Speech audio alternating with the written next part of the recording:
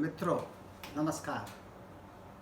आज इस कोरोना काल में हम कुछ गैर कोरोना विषय पर चर्चा करना चाहते हैं, क्योंकि अर्थनीति के क्षेत्र में मोदी जी की विफलता, जैसे कोरोना के क्षेत्र में जो भयानक विफलता का जो दृश्य दिखाई दे रहा है, खैर वो तो अकल्पनीय है।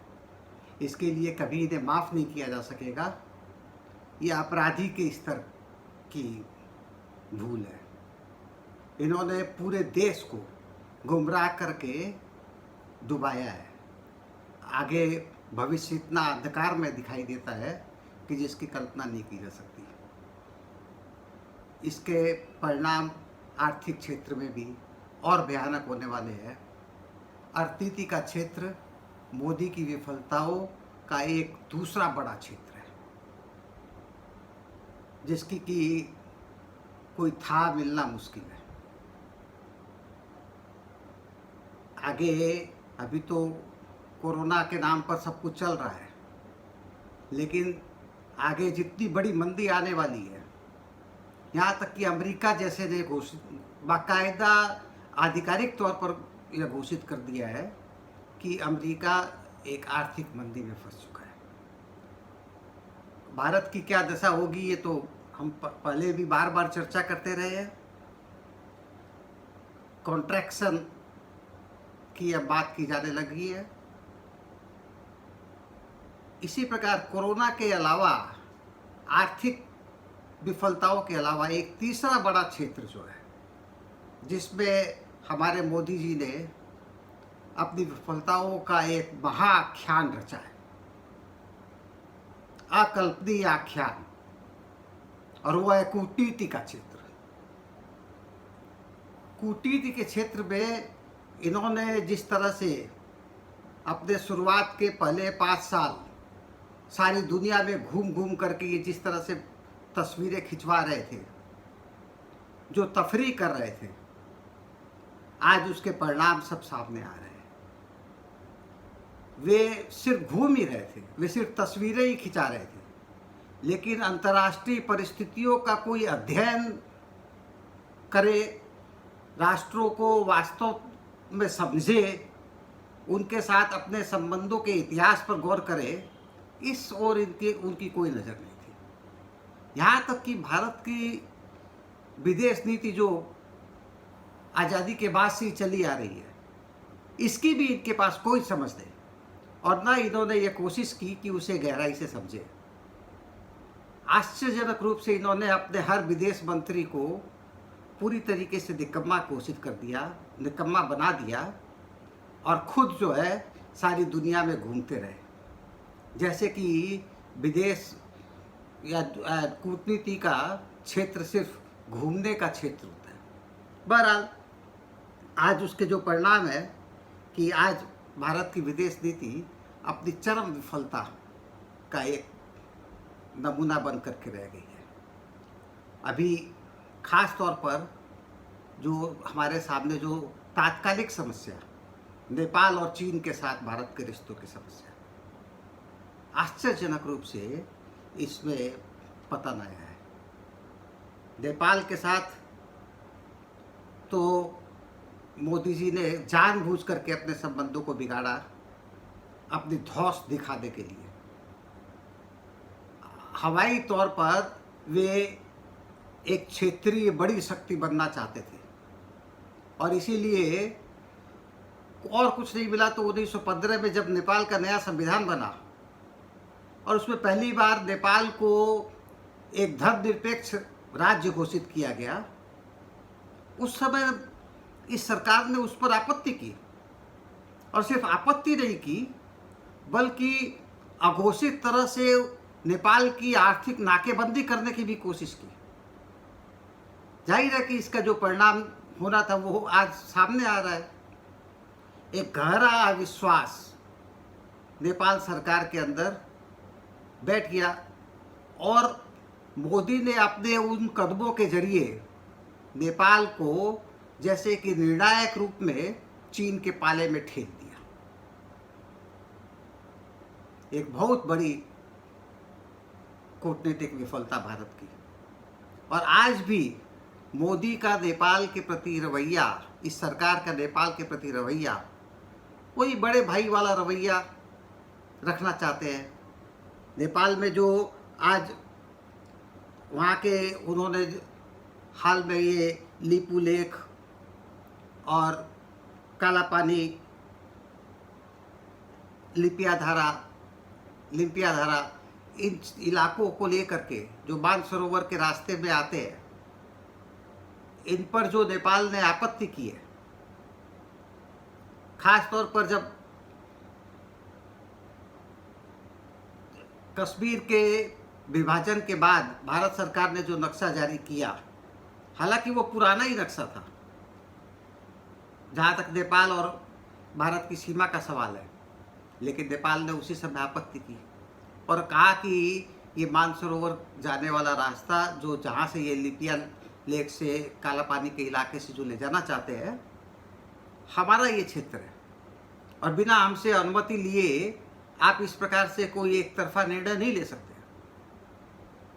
और भारत सरकार किसी न किसी बहाने से उसे टालती गई और अचानक राजनाथ सिंह ने एक दिन उस सड़क के उद्घाटन की घोषणा भी कर दी। तो जिस प्रकार से बातचीत को टाल करके पीछे से अपने इरादे को घोषित कर देना कि हम तो तुम्हारी बात की परवाह नहीं करेंगे, हम अपनी तरह से चलेंगे, यह जो रवैया अपनाया तो इसने नेपाल के रूप को भी कड़ा किया है। और नेपाल जिस तरह से भारत सरकार जो सोच रही थी कि वो पूरी तरह से अपने को अपना आत्मसमर्पण कर देगा भारत के सामने, वो हुआ नहीं,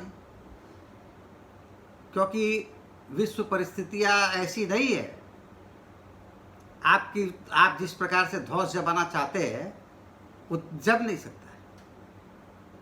लेकिन ये सरकार है जहाँ तमाम मूर्ख लोग बैठे हुए हैं, वे अभी भी सोच रहे हैं कि गोरखनाथ मंदिर के साथ नेपाल के राजाओं का जो रिश्ता रहा है और जिस प्रकार से वे मानते रहे हैं वही काम आएगा। सब लोग जानते हैं नेपाल के साथ जो गहरे सांस्कृतिक संबंध सब जानते हैं। इसके बावजूद एक स्वयं प्रभु राज्य की हैसियत को आपको स्वीकारना पड़ेगा। आपकी हिम्मत नहीं है कि आज भूटान को भी आप आंख दिखा सकें, क्योंकि वो उचित नहीं है। मूल बात यह है कि इस प्रकार का रास्ता अपनाने का कोई कारण नहीं है। और आज चीन की क्या स्थिति, चीन के साथ जो 14,000 फुट की ऊंचाई पर लद्दाख, जो भारत का एक ठंडा रेगिस्तान कहा जाता है, वहाँ पर पेगांग झील, गलवान नदी, इन पर जिस प्रकार से भारत और चीन की सेनाएं आमने सामने लगी हुई है, कहा जा रहा है कि कई किलोमीटर अंदर तक चीन घुस आया है। लेकिन भारत सरकार की तरफ से आधिकारिक तौर पर यही कहा जा रहा है कि नहीं, कोई अनुप्रवेश नहीं हुआ है। तो नेपाल पर तो धौंस पट्टी और चीन के मामले में किसी भी प्रकार की सच्चाई को अस्वीकार करना, अपनी कमजोरी को अस्वीकार करना और ये दिखाना कि नहीं, चीन ने ऐसा कुछ नहीं किया है। सवाल उठता है कि इस प्रकार हमारे सामने ये सवाल नहीं है। हम इस बात को समझ रहे हैं कि किसी भी तरीके से हो, आपको संयम के साथ इस पूरे संकट के काल में ऐसी समस्याओं से निपटना होगा। लेकिन हमारे सामने सवाल ये है कि ऐसा होता क्यों है? क्यों आज नेपाल के साथ, क्यों चीन के साथ, क्यों दुनिया के देशों के साथ आपके ये संबंध बन गए? क्या भारत की अपनी विदेश नीति का एक अपना इतिहास नहीं रहा है? जब भारत देता हुआ करता था दुनिया के तमाम विकासशील देशों का, आज गुटनिरपेक्ष आंदोलन को याद करने का समय है, जब दो महाशक्तियों अमेरिका और रूस के बीच तनातनी चल रही थी। उस समय गुटनिरपेक्ष आंदोलन का नेता भारत था और चीन वगैरह और इस मिस्र और के साथ मिल करके जिस प्रकार से उन्होंने तमाम विकासशील देशों, गरीब देशों की आवाज़ को बुलंद किया था, उसने एक अलग शक्ति बनाई थी भारत की। ऐसे मौके आए थे इतिहास में जब भारत को अमेरिका की मदद की ज़रूरत पड़ी थी, रूस की भी मदद की ज़रूरत पड़ी थी, लेकिन इसके बावजूद भारत ने किसी के साथ अपने को जोड़ा नहीं। और चूंकि भारत की अपनी वो एक शक्ति, एक हैसियत थी, इसीलिए सब ने भारत के साथ एक सम्मान का व्यवहार भी किया। लेकिन आज स्थिति क्या है? आप जो भी नीतियाँ अपनाते हैं उनमें किसी भी प्रकार की कोई एक कंसिस्टेंसी, एक कोई धारा, आपके सामने कोई परिप्रेक्ष्य नहीं है। मोदी कभी इधर दौड़ते, कभी उधर, लेकिन हमेशा अमेरिका के मुखापेक्षी। ओबामा इनके दोस्त बन जाते हैं, ये ट्रंप जैसा बेवकूफ़, यह भी इनका सबसे परम मित्र है।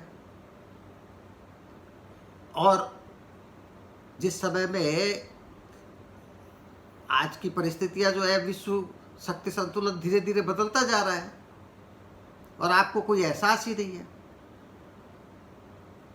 पहले जब गुटनिरपेक्ष आंदोलन का भारत नेता हुआ करता था, उस समय एक स्वाभाविक वैचारिक संबंध था चीन के साथ। आपके आर्थिक संबंध हो या नहीं हो, किंतु एक परस्पर सम्मान था। हालांकि 1962 का बहुत बड़ा धक्का चीन ने दिया था, जिसके कारण बहुत बड़ा नुकसान हुआ था इस पूरे क्षेत्र को। और पहली बार इस क्षेत्र में अमेरिकी दखलंदाजी के लिए चीन ने जगह बनाई थी। उसके लिए उसे कभी क्षमा नहीं किया जा सकता है। लेकिन उसके बाद भी एक लंबा काल बीत गया और क्रमशः एक प्रकार के परस्पर सद्भाव के साथ चीज़ें चल रही थी। खास तौर पर जब भारत ने नव उदारीकरण की नीति को अपनाया, उसके बाद से चीन के साथ भी उसके आर्थिक संबंध भी और मजबूत हुए और विस्तृत हुए। और ये जो आर्थिक लेन देन के साथ जो एक संबंध बन सकता था, इसकी आगे भी बहुत सी संभावनाएं थी। लेकिन भारत ने आर्थिक मामलों में चीन के साथ संबंध बनाने के बावजूद राजनीतिक मामलों में वो हमेशा अमेरिका का मुखापेक्षी रहने की तरफ रहा। उसका रुझान उस ओर रहा। तो कुल मिलाकर के जो अमेरिका सारी दुनिया में सारे विकासशील देशों का दुश्मन बना हुआ है, जगह जगह हस्तक्षेप करता है, जगह जगह हमले करता है, अपने प्रभुत्व का विस्तार कर रहा है, और भारत उसका सहयोगी बनकर वो क्या दुनिया के विकासशील गरीब देशों का कोई समर्थन हासिल कर सकता था? नहीं। और वही परिणाम है कि आज पाकिस्तान तो एक पुरानी समस्या है, लेकिन पाकिस्तान के साथ भी बहुत बार अच्छे रिश्ते हुए और बन सकते थे। आखिरकार वो भारतीय उपमहादेश का हिस्सा है और जिस समय में आर्थिक उदारवाद का रास्ता अपनाया गया, उस समय उसका एक अंग फ्री ट्रेड एग्रीमेंट्स भी थे। आप फ्री ट्रेड एग्रीमेंट्स के जरिए पाकिस्तान के साथ, बांग्लादेश के साथ, नेपाल के साथ, नेपाल की तरह के रिश्ते तैयार कर सकते थे और उसकी घोषणाएं भी की गई थी। सार्क की पूरी अवधारणा वही थी। लेकिन मोदी ने आते ही सार्क को झटका दे दिया। सार्क को नष्ट करने के सबसे बड़े अपराधी मोदी है। इस बात को समझ के चलना चाहिए। मोदी जी ने जिस प्रकार से नेपाल के साथ व्यवहार किया, पाकिस्तान के साथ व्यवहार किया, हालांकि जब ये आए थे तो सब पड़ोसी राष्ट्रों को के अध्यक्षों को इन्होंने आमंत्रित किया था अपने सबसे पहले शपथ ग्रहण समारोह में। तो कहने का मतलब है कि ये जो परिस्थिति बन रही है, एक तरफ कोरोना, एक तरफ आर्थिक परिस्थितियाँ, और तीसरा ये जो कूटनीति के क्षेत्र में पड़ोसी मुल्कों के साथ भारत के बिगड़ते हुए संबंध, एक पूरी तरीके से अराजक परिस्थिति पैदा होती चली जा रही है भारत में। अभी अनुमान नहीं है, अभी मोदी और उसके अमित शाह सारी अश्लीलता के साथ भारत के कोने कोने में चुनावी प्रचार की कोशिश में लगे हुए हैं। विपक्षी दलों की सरकारों को बदनाम करने के अभियान में जुटे हुए हैं। जब कि जुटना चाहिए कोरोना से लड़ने के लिए। और इससे जो आगे आने वाले दिनों में जो अराजकता पैदा होगी, इनको अनुमान ही नहीं है। अगर इसे जानना हो तो ब्राजील की स्थिति देख लीजिए। लैटिन अमेरिका का सबसे बड़ा जनतंत्र ब्राजील, जो 40 साल पहले सैनिक तानाशाही से मुक्त हो चुका था, आज उसमें वहाँ स्थिति क्या है? वहाँ का राष्ट्रपति जैर बोल्सोनारो एक भ्रष्ट राष्ट्रपति, जिसके चुनाव पर भी अभी संदेह किया जा रहा है कि वो सारे भ्रष्ट उपायों से शायद चुना गया और हो सकता है कि वो खारिज हो जाए। वो बिल्कुल मोदी जी की तर्ज पर, बिल्कुल एकदम उसी रास्ते पर वो प्रचार करता घूम रहा है। और आज कोरोना के मामले में उसकी जो स्थिति है कि दुनिया में सबसे ज़्यादा लोग ब्राज़ील में प्रतिदिन मर रहे हैं पूरी तरीके से। और आर्थिक तौर पर दिवालिया तो होना ही है जहाँ पर जब देश की ये स्थिति होगी महामारी के सामने। तो आज वहाँ पर क्या हो रहा है? खुद बोल्सोनारो के मंत्रिमंडल के लोग अब बोलने लग गए कि सेना आए, फिर से सेना संभाले। तो यदि ब्राजील सैनिक शासन की ओर बढ़ सकता है तो मोदी भी भारत में वही स्थिति पैदा कर रहे हैं। बहुत चिंताजनक स्थिति है ये। अगर आज सीमाओं को नहीं सही तरीके से संभाला जाता है, यदि अर्थव्यवस्था को नहीं संभाला जाता है, यदि कोरोना की जो रफ्तार जो बढ़ रही है अगर इसी प्रकार से जारी रहती है, तो भारत एक चरम अराजकता की ओर बढ़ता हुआ राष्ट्र होगा। और इस स्थिति में जो रुझान खुद आरएसएस के लोगों का, इनके तमाम लोगों का जो रहा है, ये खुद ही हो सकता है कि यहाँ पर अपना सैनिक शासन की मांग करने लग जाए। अभी तो सेना को अंदर रखे हुए हैं, क्योंकि जनता की सेवा के लिए सेना नहीं है।